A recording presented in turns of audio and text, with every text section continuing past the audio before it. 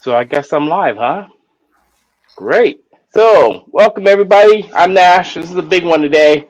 I'm co-hosting this design clinic with Carl. Carl's with had done this stuff with the troopers. It's great to have you, Carl. Say everybody, how are you, Carl? How's everybody doing today? It's Carl Diefenbach. I'm with a VAD staff and Fruhoff uniforms, and glad to be here. And longtime drum corps nut. Cool.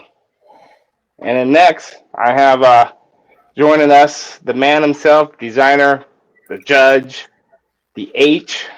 God, I've known him for since Impulse. I always like to give him a hug. So I'm just last week judging at our show. So that was a really big surprise for me. So here it is. Ryan, the H. It's all about the H. Turner. Hello, everybody. So I kind of had go ahead. S. I kind of had the S as the big letter, not H. But okay. Yeah, we always gave him a hard time about the H thing. One time at a show he's announcing, and we changed. It was our show that we hosted. We changed everybody's name except for his in the announcement to H. Every core, every deaf director, everyone was H except for his name. Funny. It was the funniest thing ever. Yeah, it was hilarious. Nash, I don't know if you know this, but Ryan and I literally marked next to each other the whole season in 1985. Like we were right next to each other, and on virtual, except for when he got to go play a solo.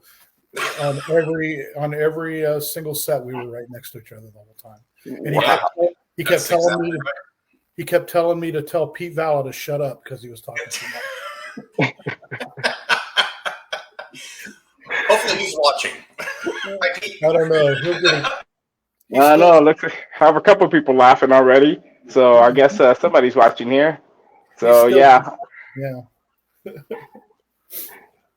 that's pretty funny. And I had Ryan as drill designer for SoCal Dream, and I would like interject like, I want to do this move, I want to do this move, and all of a sudden he'd throw in this move, a 30-degree block moving to the side on one move, and I said, God damn it, what the hell? You killing me, Turner? You're killing me. So ever since then, I had every drill design he came up with his, okay, here, make the block and move it. Yep. You shouldn't have ever told me not to do something, because then I did it for the next, I think, 3 shows. I put an oblique block into it. Yes. Yeah, but it was designed very well. It was appropriate with the music. It made sense. It wasn't random. Yeah, and the thing was, I said, everybody, when we do this move, make a 3-count turn, and then hold and step. Yeah. And they're like going, why? It's just because I want him to see it. And then I go, for what? It's just, I want him to see it. And they just laugh. Wow. Yeah. So yeah, that's more or less. I've known him from there. So and all the leadership stuff from schools, done that, which is pretty cool. I still have his book sitting around here. I go to it once in a while. Good. Reflect on things because it's helpful. Because the last few years during COVID, I was ready to scream. Yeah. But now it's getting better. So, COVID was an interesting little aside, just to let you guys know. Talking with a lot of music educators, especially in Southern California, the general consensus was because of the impact of COVID that it would probably take about 10 years for us to get back to the same level, at least in the music or in the fine arts, because it was just so decimating. So a lot of bands, not all of them, but a lot of bands had a significant dip in membership, and a lot of bands have been rebuilding since then. And some bands have been extraordinarily successful out here in the Southwest. Yeah, we've been having some problems rebuilding, but it's going to get there. It happens. It happens. So let's go on to our next segment, visual design. Carl, take over the lead. Let's see what you guys can do for me here. I think let me ask Ryan what he does. I think we all come from kind of the same era of drum corps and our kind of learning and where we go. But um, I've always felt like as a visual designer, we're kind of, if unless we're totally designing the show, we're kind of the last ones to know what's going on, and we're also the ones under the most pressure.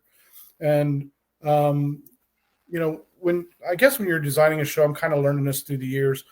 Ryan, why don't you help us out here? What is your process in the team environment about designing a show? Like how do you guys go about it? Well, as long as I've been writing drill, this is my 41st year writing drill professionally, which it just boggles my mind. I've been around that long. But over the years of gaining that experience, exactly what you're talking about, Carl, which is the proper foundation.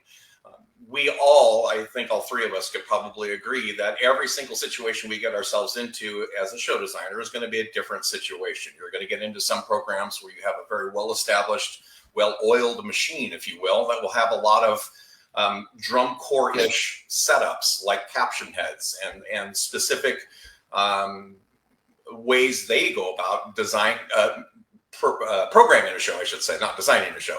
And so they may go as deep into storyboards and what have you.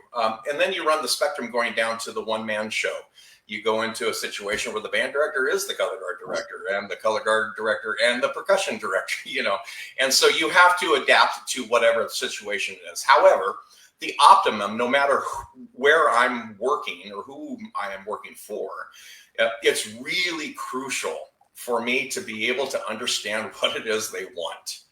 And that sometimes is a lot harder than it is just to say it.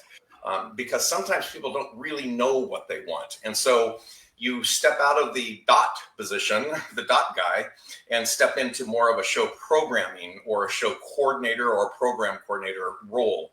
And I know that there are some people out there that are probably listening to this, and I know some of them personally, that really that's what they do. They're a program coordinator. They don't do the dots. They sit back. Mike, I think you even were alluding it to yourself with a couple of programs where you're not actually putting the dots on the paper. You're actually standing back and saying, I have this concept, and I'm going to share this concept with you, and here's what I see. So sometimes we have to elicit that out of some of our clients. We have to say, well, what it is, what do you want to do? What do you hear? What do you see? And what have you? So as long as I have some kind of a workable vision about what it is, just an overall concept, that's a really, really important. I don't know, Carl, in your experience over the years, and I think you've been writing just as long. I think you were even writing when you and I were marching together, because I was writing at the same time. I don't know how important it is to you to get the music as soon as possible, but Oh, he froze somewhere. Sorry, I have a little bit of an unstable internet connection. I apologize. I'm a big music guy, Ryan, as you know. I mean, I do a lot of arranging. I do a lot of music stuff. I do a lot of music fixing, with bands where they say, let's do this and let's do that. I think you hit I think developing the show and then coming up, everybody wants to know, well, what's your design? What's your visual concept? What do you want to do? What do you want? How are you going to create effect? Well, let's see what the music comes up to. In my view, I'm like, let's see what comes out of the music. And then that's going to help me drive what I want to do. It just helps me a lot. Even if you're involved in, like I'm involved with Rogues Hollow, and we're going through their show right now. I'm designing the music. The arranger's doing a great job. We're doing some cool music, and I've got a basic idea visually what I want to do and I really don't want to give out too much because they haven't announced the show yet, but I've got an idea visually what I want to do and how I want to do it. But the key to me is I always ask a bunch of questions before I ever write a piece of dot on the paper. How much money do you have? Because that determines props, and that determines, a bunch of stuff that you need as far as getting that going. How many hours are you going to be rehearsing? Because that's going to decide if I write a medium show or a hard show or an easy show. And, can the kids play? Or can the ensemble play? How do they sound? I'm really bad about looking up videos and seeing what they've done in the past, especially if I get a new program. I'll go back and, a band director will say, man, I want it to be like the Firebird Suite, and I want it to do this, and I want everything to go around in circles, and I want all this crazy drill, and I want it to happen like that. And then I look at their program, and they have a hard time marching a block across the field. So then it's like, let's focus on some basics and making sure that we understand how to move first before we really get defined. I'll write a drill for you, but I could write, a box 5 drill, but if they can't march, it's going to be a box 2 score, Yeah. Oh yeah, absolutely. I agree with you. Yeah. And I got the hamster going on in the brain now. See, Mike, you don't need a script for me. Carl, you brought up a really good point about not only, obviously, the music is going to be the important thing, but if I have a band director that wants to come to me and say, hey, that Michael Gaines guy, he did this thing, and I want to do that thing. Well, that thing may never make sense, even if they can do it. You see, as a drill designer, I'm a musician. And the music, and I preach this, I've been preaching this since even when I was in high school. On the field. Oh, and he freezes again. The number one thing is the music, period. There is nothing more important. Everything else comes from the music. So I want to listen and hear and feel the music. As a creative, that's what I want to do. Yeah. Then I will try to incorporate a even if it's specific idea, hopefully we can make that work. I have a very interesting story, a real quick one. I wrote for a really well-known band director up in the Vegas area back in the late 90s or early 2000s. He dictated to me like almost every drill page, but he dictated what he wanted to see at certain points in the show and just wrote it out freehand on a piece of paper. That was one of the best shows I've ever written. And it was really weird because it wasn't that I didn't have any creative say, but I satisfied what he needed at what given time, exactly what he wrote. And it was the weirdest thing because I've never had that sense to have that kind of detail, specifically, this is the picture. As a matter of fact, one of the, quote, pictures I made, one of the sets, was the exact print on one of the silks. So it made total sense, and it was a very, very well done show, and the music was fantastic, and it all worked, but it was a very strange design process. But since we have a big wide audience that's watching this or are going to watch this, the music is the number one most important thing, at least from a drill designer standpoint. I need that ASAP. I don't really, quote, care as much of that I need a full drum line. I just need the music. And and really quickly, I just saw that Tim Husky is watching this live, and he added in, he agrees. Tim and I have been friends on the Facebook page for, there it is, Get the Music ASP. I was going to make a joke to that. Tim knows if I can't stand it when I get arrangements from arrangers that they don't number their measures because I need measure numbers. And I usually go and write it myself, right? I do too. It drives me crazy, and God love them. I mean, I worked with tons of color guard people, but they'll listen to the MIDI file and give me a time sequence. A timestamp, right? Yeah, a timestamp.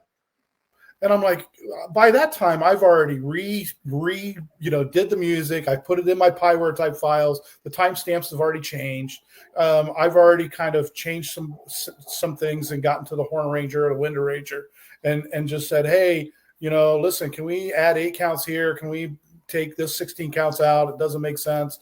Let's, by this time I've already done that. So now the timestamps don't mean anything. And I'm all about the letters and the numbers. I gotta have the number and a click count. Anymore, maybe it's just me getting old, but I want to hear a click count because in Pyware we got to tap that button, right? You got to tap that space bar, and that's really important. I've actually sent things back to arrangers and I've said, just give me a cowbell or something. Yeah. I need it.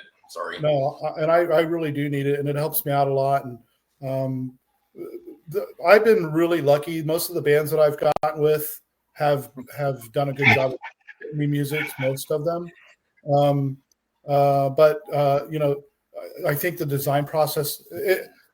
It's funny when I watch a drum corps, and I'm kind of. Oh, now it's his turn. One of my favorite things is when are we? Oh, he's freezing now, isn't Are we he? supposed to clap here? Yeah. Is this when we clap? Yeah. Yeah. When do we clap? That's the judge in me coming out, and it, and I think all of us are judges, right? I mean, Right. We all judge all over the place. I know I'm judging every weekend in the fall. And, I think I'm the only one that's not a judge. Oh, you're not a judge? No, I went and tried. They didn't like how I was saying things. I said, well, it's kind of how DCI is. This is how I know to speak. So this is what I was giving you. And they said, okay. I said, okay, I'll just step away. So it was fun though. But yeah, but I listen, like you said, music is my thing. That's the first thing I look at. But the little show concept thing was just like somebody had an idea. We weren't sure of the music. We needed some way to lay it out. And I said, okay, it's going to be original stuff. So I need to lay it out this way. It was another show tune that I should be laid this way instead, because I've done it that way before. I remember giving Turner a whole storyboard with what I want the moves and charts and everything. So I've had band directors do that too. They'll give me, the whole storyboard. They'll give me the counts and everything, and I'll look at it. The first time it happened to me was one of the high school bands that I still write for, in fact, many, many years ago. And he wrote every single set, every single count, what he wanted to see, kind of laid it all out in that way. And I looked at it and I'm like, yeah, you can't do that in 8 counts. And so that hits upon another, just a little side note in the design process. And we talked about color guard people and what they want sometimes doesn't necessarily match physics. Yeah. We can only go so far in so much amount of time. Yeah. I've worked with some and it freezes. Okay, sorry. I've worked with some incredibly talented color guard people that are really specific, and they know. Actually, one guard guy out in Southern California is actually a clarinet, has his master's in clarinet performance, so he's a musician, and so he knows measures and everything. So we can talk, that way. But the timestamp people or the people that don't know how to do that, that's fine. It doesn't matter who the color guard people are. But what does matter is what they see in their head, and then what we have to gingerly or sometimes bluntly say, there's no possible way that we can do that kind of a transition that you want. So let me help you with that. So let's talk about that, because you're hitting on a good subject. So I know that I'm good at placing color guard, staging them where I want them to be. But I too am in situations where I'm going, how about if I do this? I'm going to put the color guard here. You decide how you want to get them there. Because I think, and I'm really lucky with the programs that I write for, because I have some good color guard folks that work with them, the programs as well. And, I'll see something and have it go down, and I'm like, are you cool with doing this? Because if not, I'll do it. But just know it's going to, bring me, oh, no. I'd rather do that, because you don't know which one throws the highest, 15 on the saber, and I need to, I'm happy to do that. And I think that's a quality about being flexible and writing drill design is work with your people, work as a team, and make sure that, you're making everybody, I want to make everybody happy, but then I look at it and go, I don't know if we can do this or not. And then I'll watch it happen and go back and go, it looks a little forced right now. So let's figure out how to not make it forced. I like the concept and what it ended up. Let's not make it forced. And then it works out better for everybody, I think.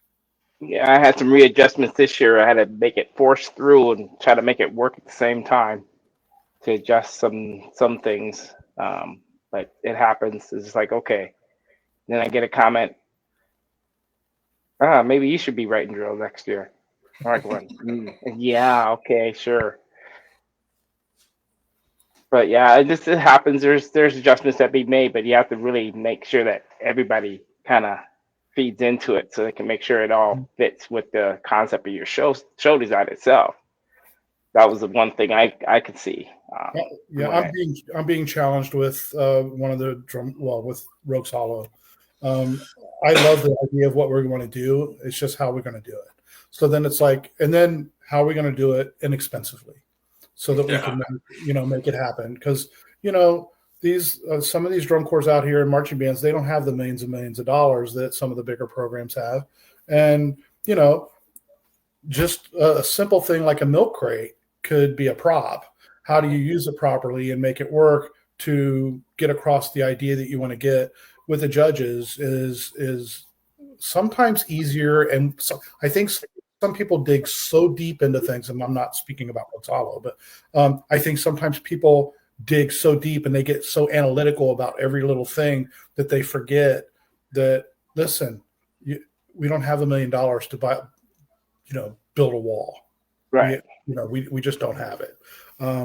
Let's make use with what we got. Let's spend the money on stuff that you want to spend the money on to make the core better. In fact, I will always 100% of the time push music as the prime source.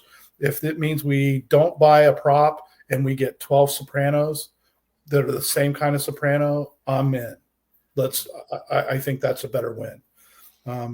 It's kind of one of those things is, we'll still write a decent drill. We'll still have a good program. But if the core sounds really good, or it's so much better. And you hit on something earlier too, Ryan. And I want to say, I think it was Greg Wool that told me this. And when I met Greg Wool back in 1985, and he used to go, man, that's hip. If we can do this crescendo and slow down at the same time, man, it would be really, really hip. But him and I were talking one time. And I remember him saying when we were talking about the show, and Mike McCool too, as well. Mike was there as well. And we're all sitting there talking, and I was kind of poking their brains a little bit. I'm just 21 years old, and I was right out of the Marines. Remember, I was right out of the Marine Corps. I totally remember. Yeah. I was right out of the Marine Corps, and I was poking their brains and stuff. And I'm like, what do you pick? How do you know what to pick? And Greg says, if you can put the core in an arc and enjoy the show without any movement, now you've got the basis of good music. Now put the drill to it. That is really cool that Greg said that, because Greg's other major axiom of drum corps was that there's only two kinds of music: pirate music and love music. love songs. Remember that? Yeah, I do. That is pretty funny. As he summed up drum corps: pirate music, ballads. Yeah, I can understand the whole prop issue. Yeah, but that's what I do. But yeah. I don't want them to oversee the stage, and that's the thing. You gotta, if you're gonna do drill. Yeah. Well, drill's different these days, right? It's not drill so much anymore. It's half drill, half choreography, half aging. Yeah.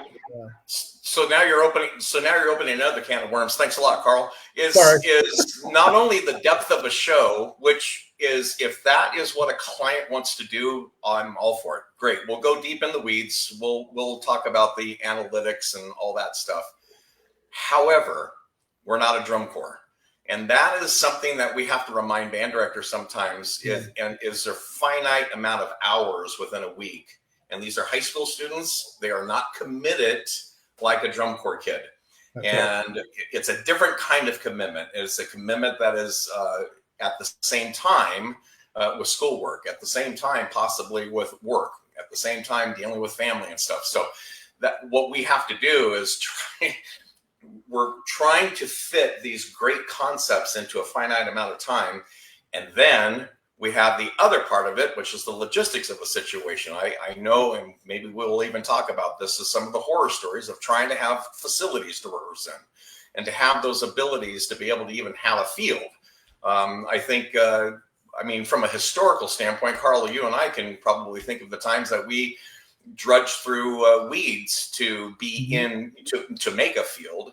But high schools sometimes have to deal with that. They have to fight with an AD to get stadium time, or they don't have lights on their lot, or whatever those things are. So my point is that we meaning us creatives in the creative world, including band directors, can have grand ideas, but there are certain realities we have to put into the mix, and that is, no, you can't do an 8-count transition on the other side of the field color guard, and no, we can't do Michael Gaines level drill if you're only going to rehearse 6 hours a week. That's not going to work. It's not going to happen. Yeah. Let's be simple about it. I mean, you got only a certain finite amount of time in order to get kids straight. And due to this pandemic, the one thing I had to do this year, because I had a lot of young kids coming in, I had to do things in slower tempo. I started everything at tempo at 80, and I did that all season long. I was a visual caption head for a school out here in Chandler, Hamilton High School. And so one of those great opportunities where I don't have to design, I just get to teach. And I'm really big into over tempo. So their opener and their closer were about 152 beats a minute. So I worked my way up in the basics program so that they were achieving at about an 80% or higher level at 160 beats a minute. So that when they went to 152, this isn't too bad. And then it ended up that they would want to go a lot faster for the closer, and the color guard guys went, nope. So there's a lot. You see, I feel like, and the older I get, the more I feel like I'm talking to younger and younger band directors, and I feel like I'm more in a mentorship rather than just a drill designer, because I'm bringing to bear 40 years of the hard knocks that I've made mistakes, horrible mistakes in the drill design business, and learning from those mistakes, and seeing other band directors and working with band directors as I have hundreds and hundreds of band directors over the years. I think that I have a pretty good idea of what can or what cannot work. And I'm ambitious as anything, and I'm as competitive as anybody. But I'm also a realist, and I want to make sure that everybody is as successful as they can be. Yeah. I think that's the key, Ryan. You're right. We want them to be as successful as they can be. I mean, they're happier, the kids will be happier. And, that the bottom line is if they're proud of what they put on the field, then it's a win for everybody. And that's a huge part of what I teach on the other side of my life with the dynamics of leadership and with my dynamics of high performance stuff. I teach kids about what competition really is and who are you really competing with. Are you really caring about the rival school, or are you really caring about how you feel about when you get off the field? And I talk about the mirror test. If you get off the field and you can hold that mirror up to the face, who are you looking at? Everybody responds, myself. Okay, well then ask yourself, did you do the very, very best job you could have done on the field? And if they nod, and if that's what they're thinking and that's how they're feeling, technically, if they didn't, it's not the point. The point is that they feel confident in what we have taught them or given them as drill designers or music arrangers or whatever. Then that's the success. That is, I don't care about a piece of plastic and fake marble. That's not it. The part is that we want those kids to feel successful, that they feel proud of what they've done. So true. That's way more important than my opinion as a judge that gives them a score. Whoop-de-doo, Yeah, 100%. 100%. Yeah. I always give my kids, hey, how do you feel? Feel up, feel down, how do you feel? Every time. Yeah. And they'll do it. They'll say, you feel down. You want to do another run? Yeah. Yeah. You want to do this? Yeah. And then what you're creating in your programs is a sense of ownership. You're not dictating, you suck, go back there and do it again. You say, you give me your opinion. Did you do all right or you didn't do all right? I did that at Hamilton, and people are like, no, we didn't do our best. Okay, well, let's go do it again. Dig down deeper, do something more. You know what to do. Figure it out. Right. Dig those cobwebs out. Or if you don't know what to do, we're going to show you right now. Or ask. Yeah. No, 100%. 100%. 100%. You guys get me all riled up. I'm sorry, that's how it is. It's just how it is. For me, it's just like teaching clarity. I mean, you know me, I'm just the basics. That's all I do. I teach the kids the basics, methods, different things. I have my own Facebook methodology page, just to teaching basics. I have my own book on it, so it always helps to just. I got to give somewhere. So, I mean, anybody wants it, they can have it. I mean, it's just simple Yeah. stuff that I've learned over the years when I even taught.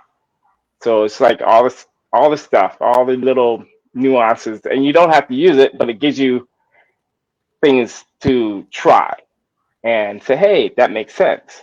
So, other than that, I mean, You know, Carl, you and I coming from the same core with the Velvet Knights, and it's hilarious. And I didn't even know this until you just said it, that you would ask those kind of a little bit more probing questions. I kind of did on the other side of the world, of the visual world. I was looking a lot at what Mike McCool and at the time Dean Elder, who was the visual designer, and Steve Beard, who was also teaching. I was watching them very closely, and I don't know if you remember this or not, but Mike would bring that huge board with the vellum sheets back in the old days of drill design, and he had that black I don't know what it was, like a coal marker or something. It was weird, but he would write drill, and I would just sit there fascinated, and I'd ask him, well, what are you doing there? And and I feel like I Mike McCool ended up being just such a huge influence in the Winter Guard and drum corps worlds. And I didn't know what kind of a genius that was sitting in front of the corps. We found him to be funny, he was just great to be around, and he was obviously talented, but we didn't know in our youth what he would end up being and what kind of an impact he had on the activity. I feel like I came from a really good background with Velvet Knights, even though we were the goofy corps. We had some rock stars in front of us, like Dr. Wall and Matt Savage and those guys. Yeah. I mean, it was just really incredible people. And, that influence really affected some good people coming out of there being judges and designers. And, I mean, me and you, I mean, there's several, I can't remember his name now. He's in the Color Guard in '85. He judged finals last year in visual, Wow. Yeah, and Robert Solomon. Yeah, Robert. Robert. Yeah, Robert. Of course. And running into him, and it's like, man, I know you. And I mean, I didn't really connect with him too much when I marched in VK, and I kind of had my own little thing going on back in those days, but it was neat to watch people come out of there, out of VK and do things, and really you think about, and Dave Elder, you mentioned Dean, his brother Dave wrote the horn book, I believe. Yeah. Dave taught the horn line. Great. There was a girl, I believe her name was Noreen, who taught the baritone line, right? Is that her name? Noreen Harris. Yeah. Yeah, Noreen. And, me and you and Ron were friggin' glad. And God loved that Noreen. She'd come up and go, listen, it doesn't matter how loud you play if you have bad sounds coming out. And she would never say my name, but she would look right at me. I'm like, oh, but I want to be loud, and I got to be louder than Ryan, who's standing right next to me, and who's got to be louder than Ron, who's got to be next to him. And then I got Pete Valla on the other side of us going, man, you three need to calm the hell down. Because, well, go ahead. I'm sorry. No, it's just good. You think about that, but one of the influences that I'm going to bring up is he's still involved in drum corps, and I've been around this guy for a long time, but Tony Hall. I had a chance to work with Tony back in '95, and he did the same thing. He had the big drill paper, and I remember being in Fallbrook, California, teaching Velvet Knights, in fact, and he's messing with drill on the back of a piano, and I'm sitting there just watching him design. He's like, okay, this is a toothpaste, and when we squeeze the toothpaste, then this part of the drill is going to come out. And I'm like, oh, and he was so great at explaining what he was doing, to me, who, I mean, by that time I'd written a lot of drills, but, you get to that level, Tony Hall, who's such a good, insightful guy. I mean, hell, he's still with Phantom right now to this day. It was great. I judged DCA for many years, and it was great running into the Kearney crew, the Kearney, New Jersey guys that I judged with, and Tony was there, and Rich Gillen, and all of Duran Thomas, and all of us. I mean, I'm not even from New Jersey. I just ended up in that brotherhood club, or God bless them for taking me under their wings. But just judging, and those guys are, just amazing to watch. That next level, and working with troopers, with Lindsay Schuler and watching her design, and now Andrew, Ebert. It's been great watching Andrew. I mean, I'll stay in a hotel and Andrew will be working on stuff, and then I'll be like, "Hey, Andrew, what are you doing?" He'll sit there and show me what he's doing. I'm like, "How did you do that on Pieware?" And he'll take the time. He's such an honorable soul. He just took the time and said, "Here's how you do it." I wanted to learn how to do scatters so that I could see it happen. You know what I mean? Instead of, oh, if you do this, it'll take hours off your drill writing time. He took the time to show me stuff because, I hate to say I'm old, but Pieware wasn't, I was a big paper writer until I figured Pieware out. And then once I figured Pieware out, then, now it's so much more than I even imagined, So, but yeah. I'm watching. Oh, Brent. Yeah. Hi, cousin Brent. Hey, Brent. Yeah, I was a late adopter of Pieware. I really stuck my feet in the sand, and I said, I am not budging. I write by paper, and I'm a paper man all the way. And I kept UPS in business, sending out my drills overnight to people. And boy, I wasn't going to go to Pieware. And finally, I broke down and bought Pieware, and I went, where have you been all my life? And not only that, but UDB now, you can write a drill change in an hour and send it out to your band. They're still on the field. One of my clients uses UDB, and it's absolutely, it's phenomenally easy. It's amazing. It's so amazing. Yeah. I use them as one of my reps.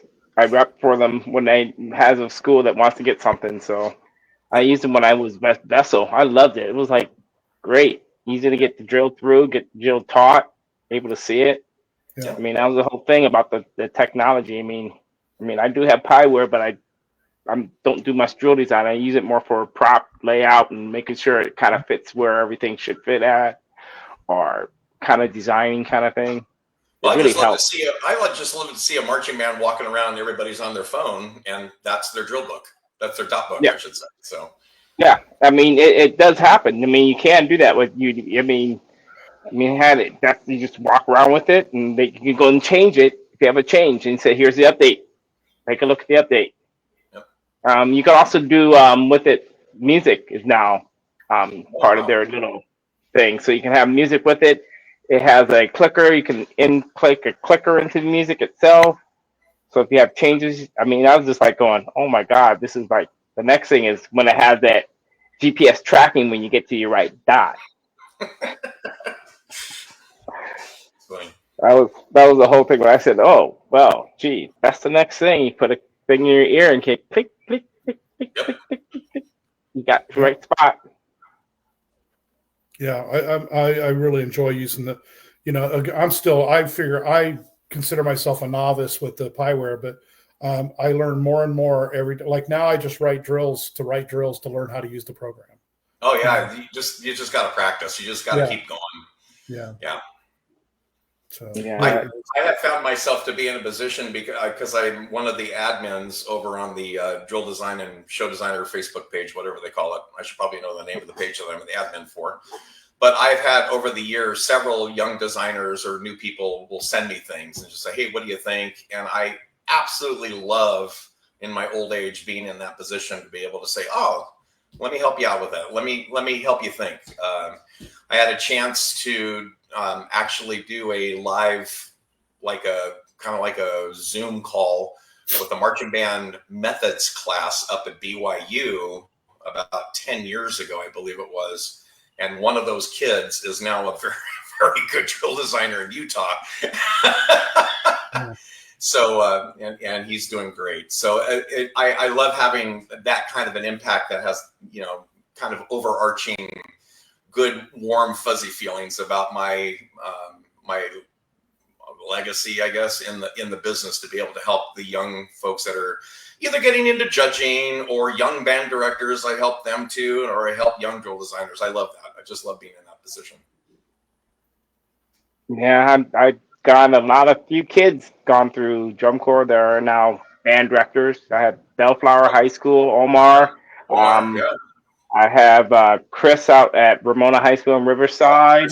Yep. I have Danny at some Lutheran school up in Cathedral Hill, Cathedral Lutheran. One of those schools. Couple of kids that way. I mean, some kids teaching marching. I mean, they just like how I do it, and they want to do it, and I said, anytime you want, I'll send me information. I'll send it to you. I've just seen the message up on the screen from Ultimate Drill Book. I will always sing the praises of Ultimate Drill Book. And actually, earlier, in case no one saw it, I think Chris put out an announcement that even districts will help support that. I think band directors can claim that as almost like a textbook for their own classes if they're marching band classes. So UDB is probably, other than Pyware itself, is probably one of the most significant impacts within the marching arts, as far as I'm concerned, on the visual side of things. It's you know, when you're writing for a band, you know, and you know, guys know how it is. You get a little behind on the drill. You know, this summer I got a little behind on my drill writing, and you know, say it ain't so. Well, I'm usually not. No. I figured out what I did wrong, but you know, sometimes you just can't. You know, we're creative minds too, right? So we just can't just flip a switch and go write drill. You know, we wanted to. I'm a very musical drill writer. I want my drill to be music based. I want it to be, you know, it makes sense. So if you hear music, I want you to be able to see what it is. If it's flowing, I want you to see flowing designs. I want you to see, you know, focus block. I want you to see counter motion and contrary motion in the drill. If you hear very exciting stuff, I want it, but you still got to do that and make it achievable. And you know, that's the struggle sometimes. And you know, I got a little behind this year, and this was my end. Please get UDB next year. Please. If you don't have it now, please get it next year, because I can send you 10 sets right now. You know, but just, I don't have to do an animation. I don't have to do, I can give you the animation later. Just do the, I can send you stuff right now. You can get it UDB. I can send you 5 sets right now. Whatever you need to get you through tomorrow, I can get you. Now, hopefully this year I won't have that struggle, but last year I did. And I was sending 5 pages at a time to a couple bands, you know, and thank goodness they were just like loving every minute of it. Thank you. And then, you know, I got one caught up and boom, you know, it was like a flood. Then, you know, the other 6 came along and, you know, they're all getting done. And I'm really, I do want to ask this question, you guys, before we get too late into this, but how do you deal with band directors or music programs or school systems if you write a drill for them and you're done in June and you don't get a check until December? Wow. Gosh, I've never had that happen. Yeah.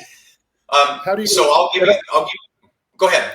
And I'm not $1 million writer. You know what I mean? I don't write for $1 million. I mean, I'm a very affordable writer. You know, but you know, I think my time is worth something. You know what I mean? And I'm a very affordable drill designer.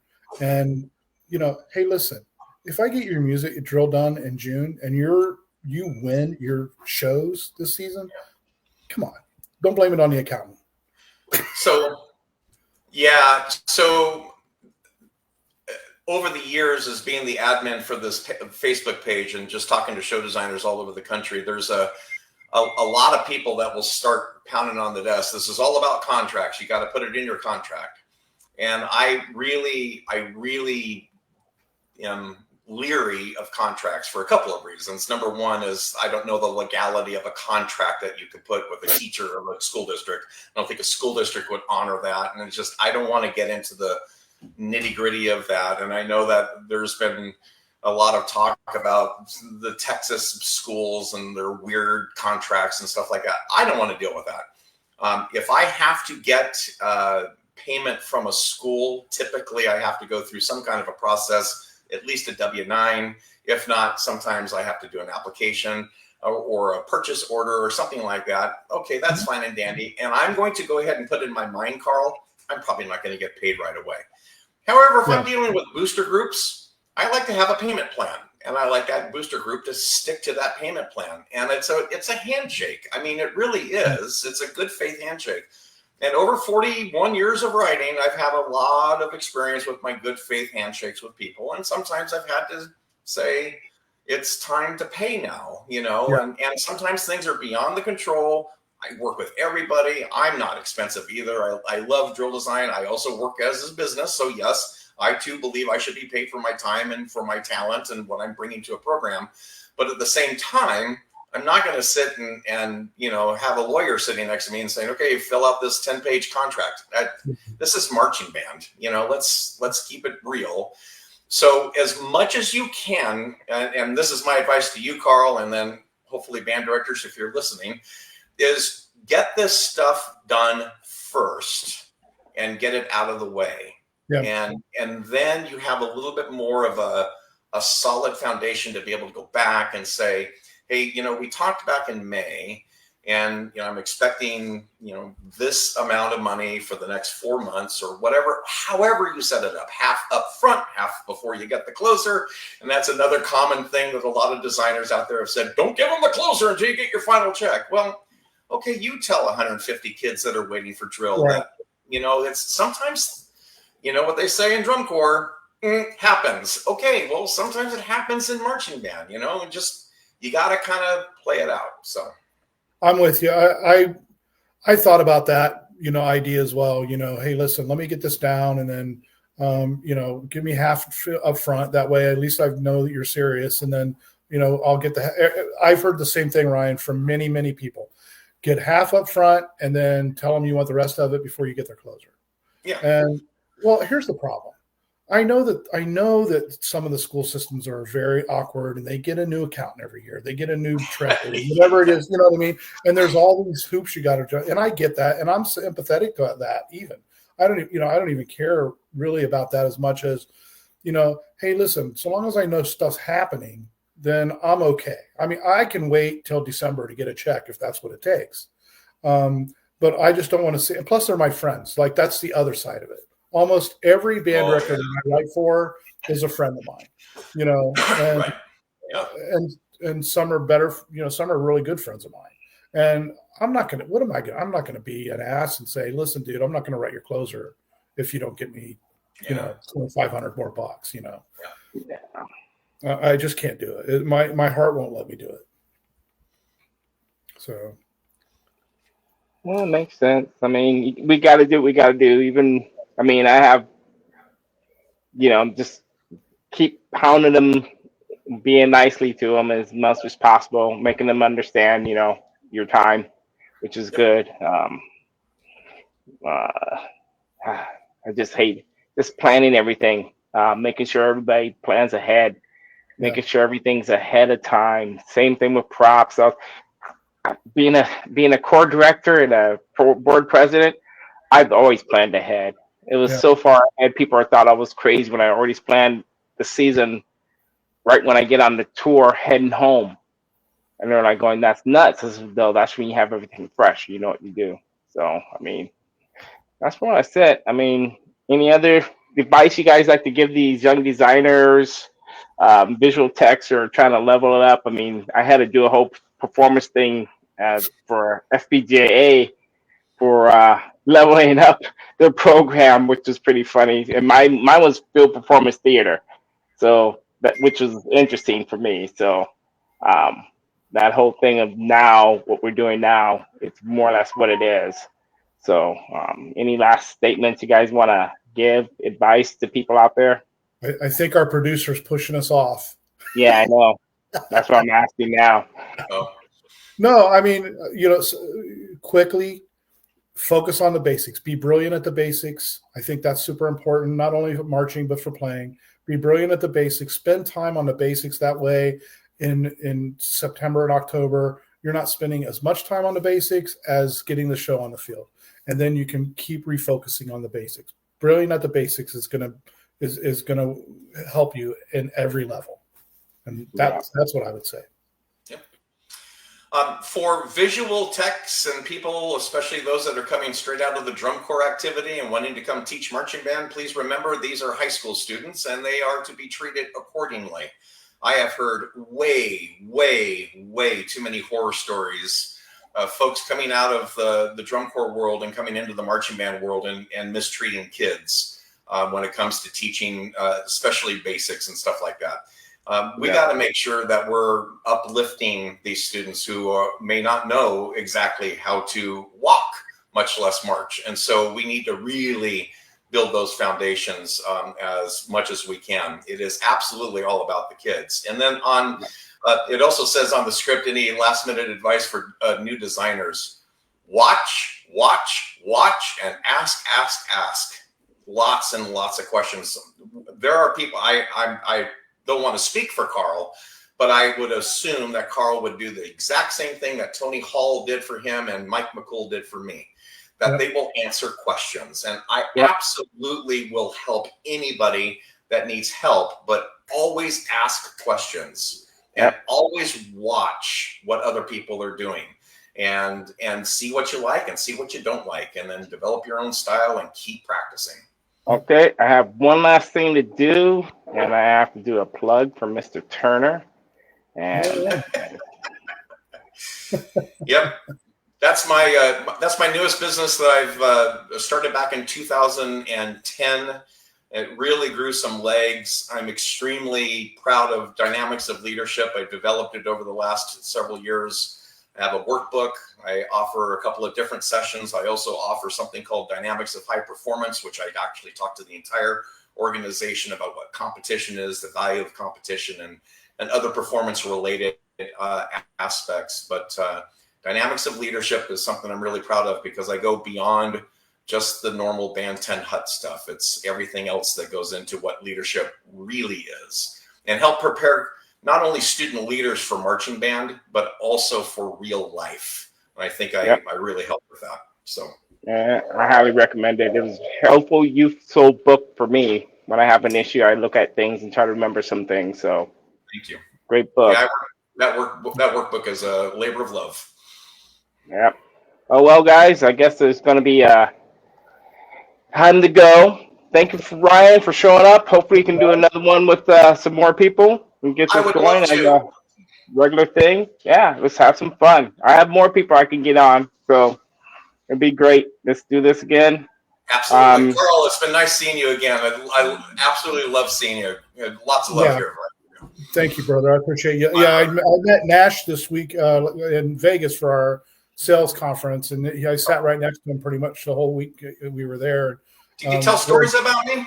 No, actually we didn't.